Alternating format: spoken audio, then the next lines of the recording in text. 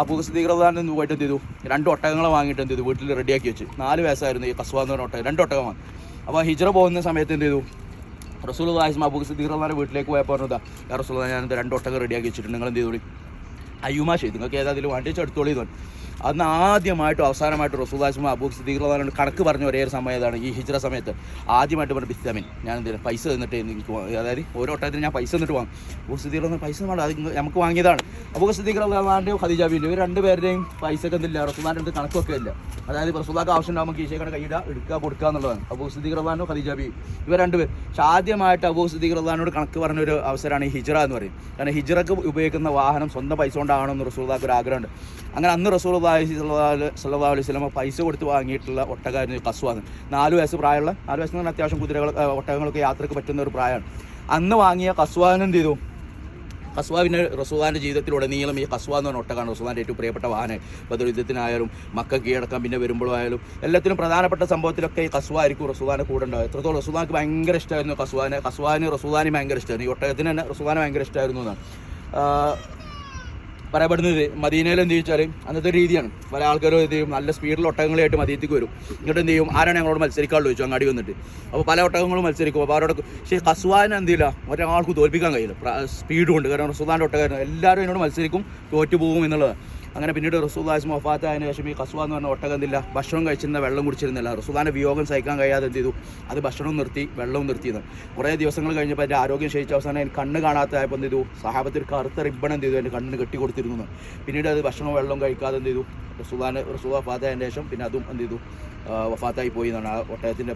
അപ്പോൾ അതാണ് റസൂലുള്ളാഹിൻ്റെ പ്രിയപ്പെട്ട കസ്വ എന്ന് പറഞ്ഞ ഒട്ടകം. ആ ഒട്ടകപ്പുറത്താണ് റസൂലുള്ളാഹി എന്ത് ചെയ്ത് ഹജ്ജത്തുൽ വദാഇൽ വന്നിട്ട് ആ ഒരു മലയോട് ഇങ്ങനെ ചേർന്ന് നിന്നിട്ട് എന്ത് ചെയ്തു ദുആ ചെയ്തിരുന്നതെന്നാണ്. അപ്പോൾ ഇതാണ് ഇത് പരിശുദ്ധമായ അറഫ എന്ന് പറയുന്ന സംഭവം.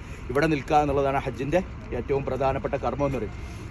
അതേപോലെ തന്നെ അബ്രഹത്തിൻ്റെ ആനപ്പട്ടാളത്തിന് കേട്ടില്ല നിങ്ങളറിയും. അബ്രഹത്ത് ഒരു ആനയുമായിട്ട് കാബ വിളിക്കാൻ വന്നൊരു സംഭവം. ഈ അബ്രഹത്തിൻ്റെ ആനപ്പട്ടാളത്തിന് നശിപ്പിച്ച് പറഞ്ഞാൽ ഈ കാണുന്ന ജബൽ കബ്കബിൻ്റെ ബാക്കിലാണ്, അതായത് വാദി മുഹമ്മസ് എന്ന് പറയും. ഈ കബ്കബ് എന്നാണ് ഇതിൻ്റെ അറബിയുടെ പേര്. ഈ മലൻ്റെ നേരെ ബാക്കിലുള്ള ഒരു വാദിയാണ്, ഒഴിഞ്ഞ ഏരിയക്കാണ് വാദി മുഹമ്മസ് എന്ന് പറയും. അപ്പോൾ ഈ അബ്രഹത്ത് എന്ന് പറയുന്നത് ഒരു യമനിലൊരു രാജാവായിരുന്നു. മൂപ്പര് എന്ത് ചെയ്തു വെച്ചാൽ യമനിൽ വലിയൊരു കനീസ് ഉണ്ടാക്കി, ഒരു വലിയൊരു കാബ ഉണ്ടാക്കിയിട്ട് പറഞ്ഞു എല്ലാവരും എന്ത് ചെയ്യണം ഇനി മുതൽ ഇങ്ങോട്ട് കാബയിലേക്ക് അല്ല ഇന്ത്യയിൽ ഇവിടേക്ക് വരണം. ഇത് അതിലാരോ പറഞ്ഞാൽ എനിക്ക് തലക്ക് തീരെ സുഖമില്ല ചെങ്ങ അവിടെ മക്കത്ത് കാബുള്ളിടത്തോളം ആരോ ഒരു മനുഷ്യനും എന്ത് ചെയ്യില്ല എൻ്റെ ഇതിലേക്ക് വരില്ല. അപ്പോൾ മൂപ്പര് ചോദിച്ചാൽ അങ്ങനെയാണെന്ന് പിന്നെ കാബാണ് പൊളിച്ച് കളയാം, അതായത് ഇല്ലാതെ ആൾക്കാർ ഇങ്ങോട്ട് വരുമല്ലോ എന്നുള്ള രീതിയിൽ പറയുകയും. അപ്പോൾ ഇയാൾ ഇതേപോലെ ഇവിടെ ഒരു കാബ പോലത്തെ ഉണ്ടാക്കിയത് അറിഞ്ഞ ഒരു മക്കാരുണ്ട് വനിക്കുനാനക്കാരനായിട്ടുള്ള അയാൾ ദേഷ്യം പിടിച്ചിട്ട് ഇവിടുന്ന് എന്ത് ചെയ്തു ഒട്ടകപ്പുറം പോയിട്ട് എന്ത് ചെയ്തു അന്ന് രാത്രി ഇയാളുടെ ആ ഒരു കനീസയിൽ അല്ലെങ്കിൽ ആ കാബയിൽ കയറിയിട്ട് എന്ത് ചെയ്തു അവിടെ മലമൂത്ര വിസർജനം നടത്തി തിരിച്ചു പോകുന്നൊരു മക്കാരൻ. കാരണം ദേഷ്യം പിടിച്ചിട്ട് കാരണം കാബക്ക് ബദലായിട്ടൊരു കാബ് ഉണ്ടാക്കി എല്ലാവരും അങ്ങോട്ട് വരണം എന്ന് പറഞ്ഞപ്പോൾ അപ്പോൾ ഇതൊക്കെ ആയപ്പോൾ അയാൾക്ക് ദേഷ്യം പിടിച്ചിട്ട് എന്ത് ചെയ്തു അയാൾ ഒരു ആനയൊന്നും കുറേ ആനകളൊന്നും പറയുന്നുണ്ട്. ഒരു ആനയായിരുന്നു മഹ്മൂദ് എന്ന് പറഞ്ഞ ഒരു ആനയെ കൊണ്ടാണ്, ബാക്കി സൈന്യമായിരുന്നു എന്നും അല്ല കുറേ ആനകളുണ്ടായിരുന്നു എന്നും പറയാറുണ്ട്. ഏതായാലും വ്യത്യസ്തമായ റിവായത്തുകൾ. ഏതായാലും ആ ആനയായിട്ട് കാബ പൊളിക്കാൻ വേണ്ടിയിട്ട് അങ്ങനെ യമനിന്ന് വരികയും ഈ മലൻ്റെ ബാക്ക് സൈഡിലായിരുന്നു ഇറങ്ങിയിരുന്നതെന്നാണ്. അതായത് വാദി മുഹമ്മസിൽ അവിടെ ഇറങ്ങിയെന്ന് വിശ്രമിച്ചിട്ട് എന്ത് ചെയ്യുക, ഇനി മക്കയിലേക്ക് കയറിയിട്ട് എന്ത് ചെയ്യുക കാബ പൊളിക്കുക എന്നുള്ളത്. അപ്പോൾ ഇയാൾ ഈ വരുന്ന വഴിയിലൊക്കെ വരുന്ന കാണുന്ന ആടുകളെയും ഒട്ടകങ്ങളെയൊക്കെ പിടികൂടിയിട്ടാണ് വരിക. സൈന്യമല്ലേ, അവർ പിടികൂടുമ്പോൾ അർത്ഥം തിന്നും ഇങ്ങനെ തിരിച്ചു പോകും, ആരും ചോദിക്കാനും പറയാനില്ല. അപ്പോൾ അങ്ങനെ ഇരിക്കും. അന്ന് ഇവിടെ മക്കയിലുള്ള റസൂലുള്ളാഹിന്റെ വല്യപ്പായിട്ടുള്ള അബ്ദുൽ മുത്തലിബ് എന്ന് പറയുന്നത് ഭയങ്കര ഹൈബത്തുള്ള ഒരാളായിരുന്നു, അതായത് മക്കയുടെ നേതാവും എന്നൊക്കെയാണ്. അപ്പോൾ അവർ വരുന്ന വഴിയിൽ ഈ അബ്ദുൽ മുത്തലിബിൻ്റെ ഒരു 100 ഒട്ടകം ഉണ്ടായിരുന്നു അവിടെ മേയുന്ന ഇത് ഈ വാദി മുഹമ്മസിൻ്റെ അപ്പുറത്ത്. അപ്പോൾ അവിടെ എന്ത് ചെയ്തു ആ മേയുന്ന 100 ഒട്ടകത്തിന് പിടികൂടിയിട്ടാണ് അവർ വരുന്നതാണ്. അപ്പോൾ അബ്ദുൽ മുത്തലിബ് എന്ത് ചെയ്തു ഇവിടുന്ന് മക്കയിൽ നിന്ന് കുറച്ച് നേതാക്കളെയും കൂട്ടിയിട്ട് എന്ത് ചെയ്യാണ് ഇയാളോട് സംസാരിക്കാൻ വേണ്ടിയിട്ട് ഈ വാദി മുഹമ്മസിൻ്റെ ബാക്കിലേക്ക് പോകാം. അപ്പോൾ ഈ അബ്രഹത്തെ ഇങ്ങനെ നോക്കിയപ്പോൾ എന്താണ് മക്കയുടെ നേതാവായിട്ടുള്ള അബ്ദുൽ മുത്തലിബ് ഇങ്ങനെ വരുന്നുണ്ട്. അപ്പോൾ ഇയാൾ കരുതി എന്ത് ചെയ്യും അബ്ദുൽ മുത്തലിബ് മക്ക കീഴടക്കരുത് കാബ പൊളിക്കരുത് എന്ന് പറയാൻ വരികയാണെന്ന് വിചാരിച്ചിട്ട് എന്ത് ചെയ്തു ഭയങ്കര ബഹുമാനിച്ച് എന്ത് ചെയ്തു അടുത്തിരുത്തിയെന്ന്. അപ്പോൾ അബ്ദുൽ മുത്തലിബ് പറഞ്ഞു ഞാനിപ്പോൾ വന്നു വെച്ചാൽ എൻ്റെ ഒരു 100 ഒട്ടകങ്ങൾ അവിടെ മേയുണ്ടായിരുന്നു, അത് നിങ്ങളെ സൈന്യങ്ങൾ പിടിച്ചെടുത്തിട്ട് ആ 1 ഒട്ടകം തരണം. അപ്പോൾ അബ്രഹത്ത് ചോദിക്കണം നിങ്ങളെ കണ്ടപ്പോൾ എനിക്ക് ഭയങ്കര ബഹുമാനമുണ്ട്, നിങ്ങൾ മക്കൻ്റെ നേതാവാണ്, നിങ്ങൾ എന്നോട് വന്നിട്ട് കാബ പൊളിക്കരുത് എന്നൊക്കെ പറയാനാണ് വന്നത് വിചാരിച്ചിട്ട് ഞാൻ നിങ്ങൾ ബഹുമാനിച്ചു, നിങ്ങൾക്ക് ഇവിടെ വന്നിട്ട് നിങ്ങളെ സ്വന്തം ഒട്ടകത്തിനെ കുറിച്ച് പറയാനുള്ളത് കാബനെ കുറിച്ച് പഠിച്ചിട്ടാണെന്ന് പറയാം.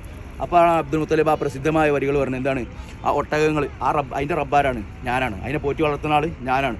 കാബല്ലേ കാബ എൻ്റെ അതല്ല, അതിന് വേറെ റബ്ബുണ്ട്, എന്ത് ആ റബ്ബുന് യഹ്മി, അതിന് വേറെ റബ്ബുണ്ട്, ആ റബ്ബ് നോക്കിക്കോളൂ എന്ന് പറഞ്ഞൊക്കെ സംഭവം ചരിത്ര പ്രസിദ്ധമായ സംഭവങ്ങളാണ്. ഏതായാലും അബ്രഹത്തിൽ ലാസ്റ്റ് ഇറങ്ങിയിരുന്നത് ഈ കാണുന്ന മലയുടെ ബാക്കിലുള്ള വാദി മുഹമ്മസിലാണ്. അങ്ങനെ എന്ത് ചെയ്തു പിന്നീട് അവർ ആ പിറ്റേന്ന് രാവിലെ അതായത് ഇറങ്ങിയതിന് ശേഷം ആ പൊളിക്കാൻ വിചാരിച്ച ദിവസം ഈ മഹ്മൂദ് എന്ന് പറഞ്ഞ ആനയാണ്, ആ ആനനെ എണീപ്പിക്കും. എന്നിട്ട് കാബൻ്റെ ഭാഗത്തേക്ക് തിരിച്ചു നിർത്തിയാൽ എന്ത് ചെയ്യും ഈ ആന അവിടെ ഇരിക്കും. വേറെ ഏത് ഭാഗത്തേക്ക് തിരിച്ചാലും ആന നടക്കാൻ ആരംഭിച്ചു എന്ന്. പല രീതിയിൽ അവർ ശ്രമിച്ചു നോക്കി കാബൻ്റെ ഭാഗത്തേക്ക് തിരിയാൻ, എന്തില്ല, ആന എന്തില്ല കാബൻ്റെ ഭാഗത്തേക്ക് മാത്രം തിരിയുമ്പോൾ നടക്കൂല എന്നുള്ള രീതിയിൽ. അത് പിന്നീട് എന്ത് ചെയ്തു, അബാബിയിൽ പക്ഷികളും ചെറിയ കല്ലുകൊണ്ട് വന്നിട്ട് ചൂടുള്ള കല്ലുകൾ ഇട്ടിട്ട് അവരെല്ലാം നശിപ്പിച്ച് ആ സംഭവമൊക്കെ നടക്കുന്ന ഈ മലൻ്റെ നേരെ ബാക്കിലാണ് വാദി മുഹമ്മദ്. മഹാനായ അബ്ദുല്ലാഹി ഇബ്നു ഉമർ റളിയല്ലാഹു റിപ്പോർട്ട് ചെയ്ത ഹദീസിലാണ് റസൂലുള്ളാഹി അർഫയിൽ നിൽക്കുന്ന സമയത്ത് ഈ അർഫയിൽ മലമൂത്ര വിസർജനം നടത്താറുണ്ടായിരുന്നില്ല. അങ്ങനത്തെ ആവശ്യം വരുമ്പോൾ ഖാദിൽ ഹാജാത്തിൻ്റെ ആവശ്യം വരുമ്പോൾ എന്ത് ചെയ്യും, വാദി മുഹമ്മദിലേക്ക് പോകുന്നൊക്കെ ബുഖാരിയിൽ കാണാം. അത് ഈ മലൻ്റെ സൈഡിലേക്ക് പോകുന്നതാണ്. അതായത് അത്രയും പവിത്രമാക്കി റസൂലുള്ളാഹി ഈ ഭൂമിയെ കണ്ടിരുന്നു എന്നുള്ളത്. അപ്പോൾ ഇതൊക്കെയാണ് നമ്മൾ അറഫ എന്ന് പറയുന്നത്. ഇവിടെ പ്രധാനമായിട്ടുള്ള സംഭവിച്ചാൽ അതേപോലെ ഇമാം ഷാഫി റഹ്മത്തുള്ളാഹി അലൈഹി അറബി